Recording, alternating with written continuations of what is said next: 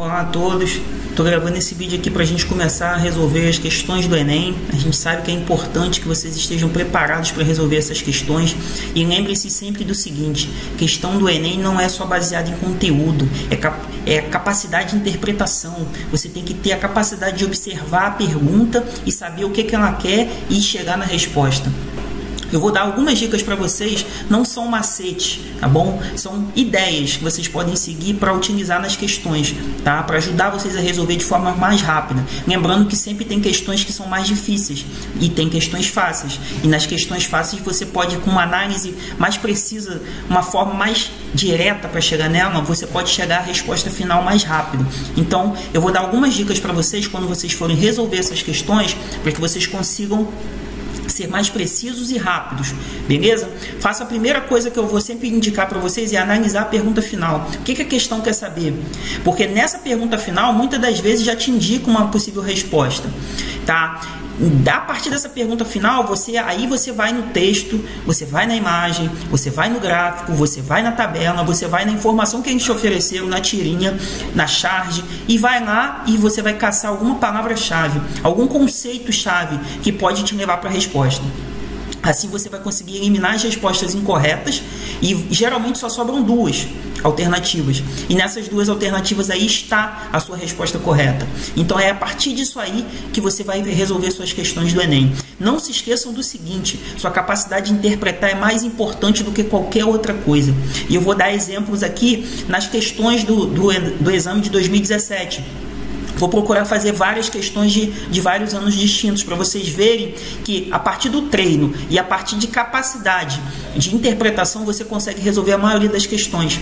Você não fica preso nelas. Você não precisa ter medo porque tem um texto grande, porque tem um mapa, porque tem um gráfico, porque tem uma tabela, porque você vai estar preparado para analisar aquilo ali de forma mais precisa e objetiva. Vamos lá para as questões para a gente poder começar o nosso treinamento. Questão 47 do Enem de 2017. Vamos na pergunta, que foi o que eu indiquei para vocês fazerem primeiro. Ó, a posição assumida pela Unesco a partir de 48 foi motivada por acontecimentos até então recentes, dentre os quais se destacava. Ou seja, está falando sobre uma posição assumida pela Unesco a partir de 48. Então a gente vai lá no texto para a gente caçar qual é essa posição da Unesco. Tá? Aí na segunda linha do texto está escrito assim: ó, a Unesco publicou estudos de cientistas de todo o mundo que desqualificaram as doutrinas racistas e demonstraram a unidade do gênero humano.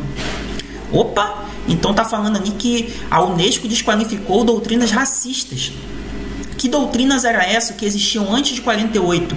Essas doutrinas estavam relacionadas ao nazismo, ao fascismo, que eram doutrinas que pregavam a superioridade das raças, né? Principalmente o nazismo, que falava sobre a raça ariana. Então a gente tem que ir nas alternativas e caçar alguma alternativa que tenha a ver com esse processo de racismo e de perseguição aos diferentes. Então vamos lá. Alternativa A: ataque feito pelos japoneses à base militar americana de Pearl Harbor. Não tem nada a ver com essa questão de doutrina racista. Desencadeamento da Guerra Fria. Guerra Fria foi após a Segunda Guerra, não tem nada a ver. Morte de milhões de soldados nos combates da Segunda Guerra Mundial. Está falando de morte, de soldados. Mas será que foi por causa do racismo? Vamos esperar. D. Execução de judeus e eslavos presos em guetos e campos de concentração nazista. Lançamento de bombas atômicas em Hiroshima e Nagasaki pelas forças norte-americanas. Não tem nada a ver com racismo isso. Então a gente fica entre duas alternativas. Mas a morte dos soldados ela não está relacionada às doutrinas racistas, mas sim aos conflitos que ocorreram durante a guerra. Então a nossa alternativa correta está relacionada à execução dos judeus nos campos de concentração. Não se esqueçam que os nazistas consideravam que existia uma raça superior, a chamada raça ariana.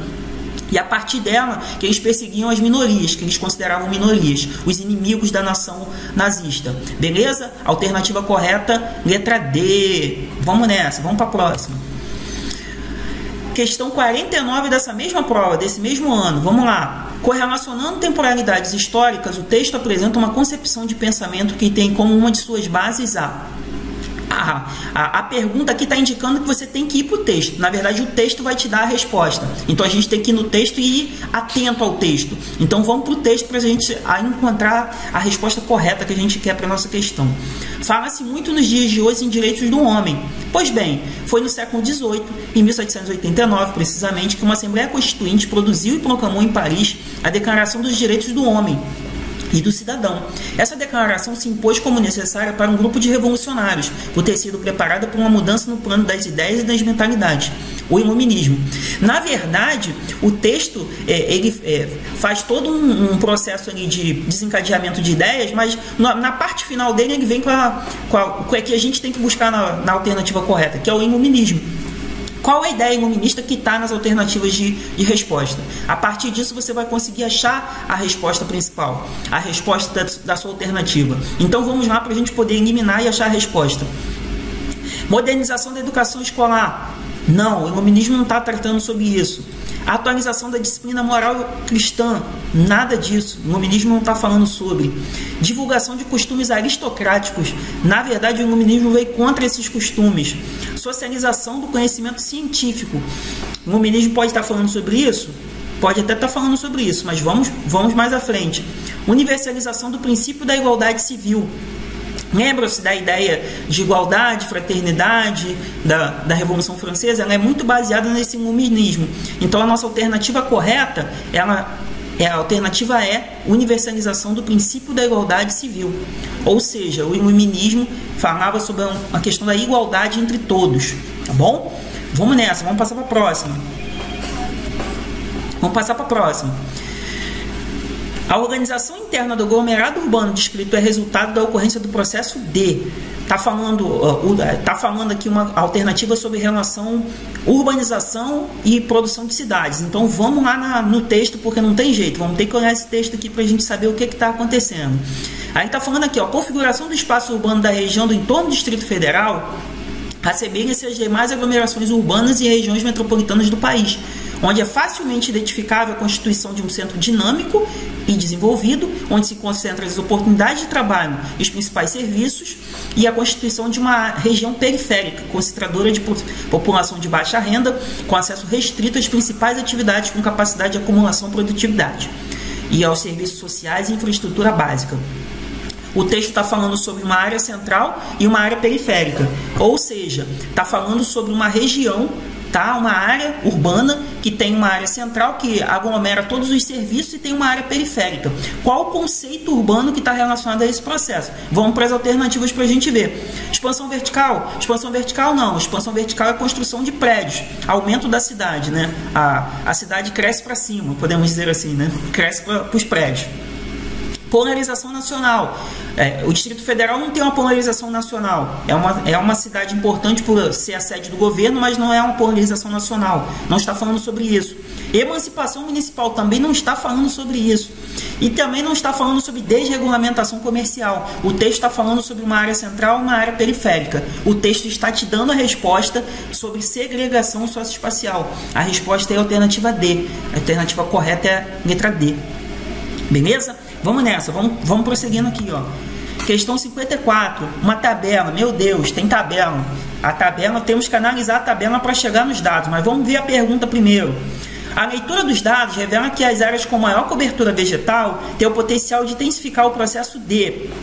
Olha só, gente, eles estão falando o seguinte, tem uma tabela aí com várias áreas e a quantidade de água de chuva percentual, né, que é retida ou que é escoada, ou seja, a quantidade que pode infiltrar e a quantidade que escoa, ou seja, vai direto para os rios, né, pode praticar escoamento superficial. Então, só que na pergunta ele diz o seguinte, a área com maior cobertura vegetal. Então, como que eu vou fazer esse processo? Eu não preciso olhar nenhuma informação na tabela, gente. Eu só vou na primeira informação, bacias naturais e florestas. É onde tem mais vegetação, ou seja, tem mais cobertura vegetal. Eu só preciso olhar os dados dali, não preciso olhar os dados das outras. Ali, observe o dado dessas aí que você vai chegar à sua resposta. Aonde tem bacia natural e floresta, 80% 80 até 100% da água fica retida, ou seja, as florestas retêm essa água, ou seja, permite que essa água ou seja aproveitada pelas florestas, fique na copa das árvores, ou mesmo infiltre naquele solo. Geralmente a maior parte acaba infiltrando no solo. As raízes das plantas acabam tendo uma importância grande para isso. Então essa água acaba infiltrando.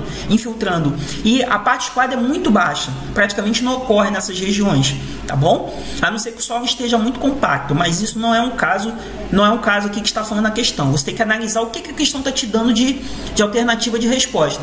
Então ele disse ali que nas bacias naturais a maior parte da água infiltra e fica retida no local. Então qual é o processo que é intensificado com essa água que fica retida nas florestas? Vamos lá para as alternativas. Erosão? Não, gente, erosão está relacionada ao escoamento superficial que vai arrancando o solo, não tem nada a ver. Intemperismo físico, ou seja, está arrancando as rochas dali por causa do contato com a água, também não está falando disso. Enchente, gente, enchente não pode, né, gente? Enchente seria se a água fosse muito escoada. Tipo ali que está na alternativa bacias com ocupação urbana pesada, quase que 100% da água escoa. Essa vai gerar enchente, não a que tem floresta, beleza? Compactação do solo também não é isso. Compactação do solo geralmente a gente tem nas áreas agrícolas, onde a gente tem muito trator passando naquele solo. Então acaba que aquele solo ali fica compactado, então não permite muita infiltração de água. A alternativa que nos sobra é recarga do aquífero. Aquífero o que? São reservas subterrâneas de água. Ou seja, se a água está sendo retida no local, está infiltrando, ela está indo para onde? Para os aquíferos. Ou seja, a recarga do aquífero é a nossa resposta correta. Beleza? Reparem que era uma tabela, até certo modo, complexa de observar, mas com uma leitura de pergunta, a gente já foi direto para a resposta. Beleza? Vamos nessa. Eita, um climograma agora. Nossa senhora, o que é que a gente vai fazer aqui? Vamos nessa, vamos observar o climograma. O climograma, não sei se vocês já tiveram contato com eles na escola, possivelmente sim, né? O climograma ele te dá duas informações. Ele te dá a temperatura média ao longo do ano e mais a quantidade de chuva ao longo do ano. Reparem que nesse clima aí que está sendo representado no climograma, ele é um clima que chove bastante, tá? Tem uma relativa chuva distribuída ao longo do ano e as temperaturas são temperaturas relativamente baixas. Reparem que nos meses de janeiro, fevereiro, novembro, dezembro, a temperatura está abaixo de zero. Março também. Então a gente tem que caçar na resposta. Qual o país ou qual o local que está sendo representado por esse climograma. Então a pergunta diz assim, ó, temperaturas médias mensais e as taxas de pluviosidade expressas no climograma apresentam o clima típico de qual cidade? Aí eles dão algumas alternativas, né, que elas estão ali no mapa. Qual dessas cidades aí, tá, que tem climas abaixo de zero ao longo do ano? Tá, ó, Cidade do Cabo, na África do Sul. Geralmente quando a gente ouve falar de África, a gente ouve falar de calor, né, principalmente por causa da questão dos desertos, né? Sydney também é um local na Austrália que também é bem cercado em relação aos desertos, né? O grande deserto australiano acaba estando ali também, o clima acaba sendo bem quente. Mumbai, na Índia, mesma questão, está próximo da linha do Equador, um local bem quente, tá? Barcelona, na Espanha, afetados por massas de ar seco. Na verdade, Barcelona está numa região de clima temperado, então ela não chega a essas temperaturas tão rígidas em relação ao clima mais frio.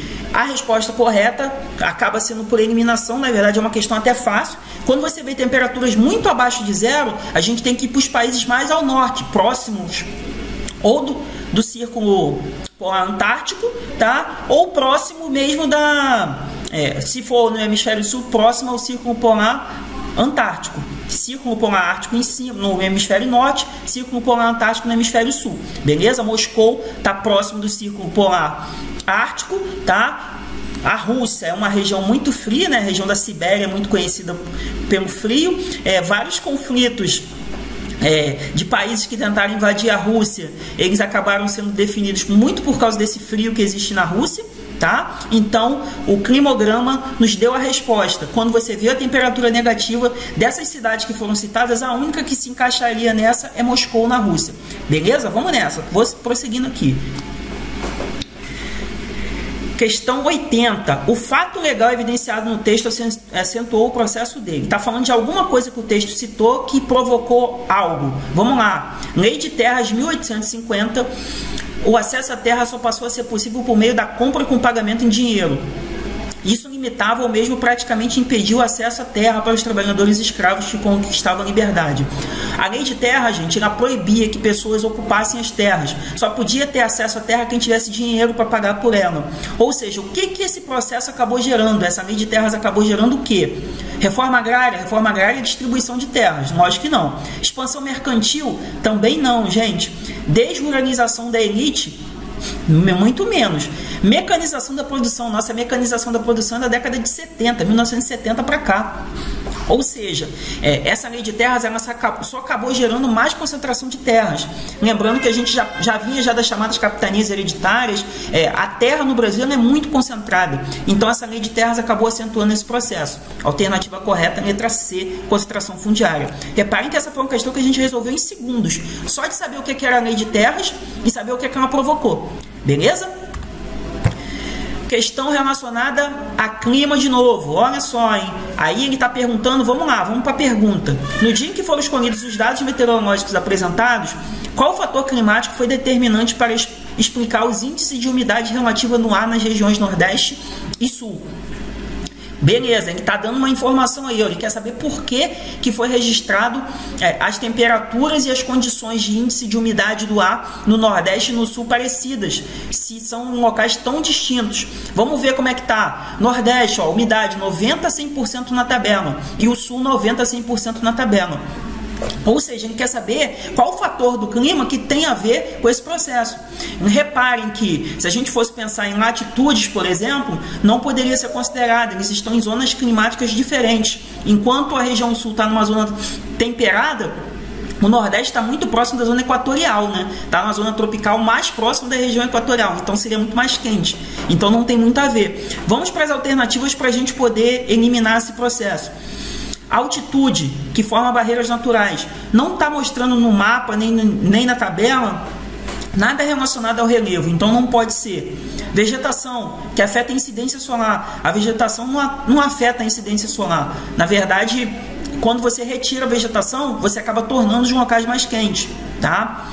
Correntes marítimas, que atuam na troca de calor. Na verdade, ali não está falando de troca de calor, está falando sobre frio. As temperaturas estão mais baixas.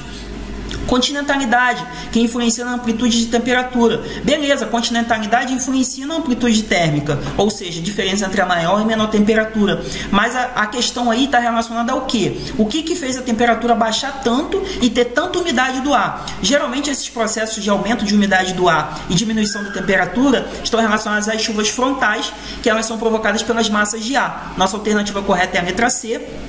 Não se esqueçam, tem um vídeo no canal que fala sobre tipos de chuva também, tá? Esses tipos de chuva, um dos tipos de chuva é a chuva frontal, que é a chuva que abaixa a temperatura e faz com que a umidade do ar cresça bastante, porque duas massas de ar acabam se encontrando, uma massa quente e uma massa fria. Quando elas se encontram, acaba provocando uma grande chuva, beleza? Então as temperaturas aí diminuíram e a umidade estava parecida por causa da massa de ar, beleza? Alternativa C, correta. Questão 86. No texto destaca-se um tipo de evento geológico frequentemente em determinadas partes da superfície terrestre. Esses eventos estão concentrados ou seja, ele quer saber em qual tipo de local que ocorre o evento destacado no texto. O evento destacado no texto, gente, é o terremoto. Está escrito ali, terremoto, no início do texto. Depois só tem algumas informações que não vão ser utilizadas para nada na questão. Então vamos para a resposta. Pensem na resposta. O que causa um terremoto? O que pode causar um terremoto? Então vamos lá. Áreas vulcânicas onde o material magmático se eleva, formando cordilheiras. Tem nada a ver com os terremotos. Faixas costeiras onde o assoalho oceânico recebe sedimentos, provocando tsunamis. O tsunami é provocado por um terremoto em alto mar, tá? Não é recebimento de sedimentos. Estreitas faixas de intensidade sísmica nos contatos das placas tectônicas, próximas a dobramentos modernos. Opa, tá próximo aí. Escudos cristalinos, onde as rochas são submetidas aos processos de intemperismo, com alterações bruscas de temperatura. O texto está querendo saber o que causa um terremoto, então não tem nada a ver essa alternativa. Áreas de bacias sedimentares antigas, localizadas no centro das placas tectônicas, em regiões conhecidas como pontos quentes. Não tem nada a ver com a alternativa, gente.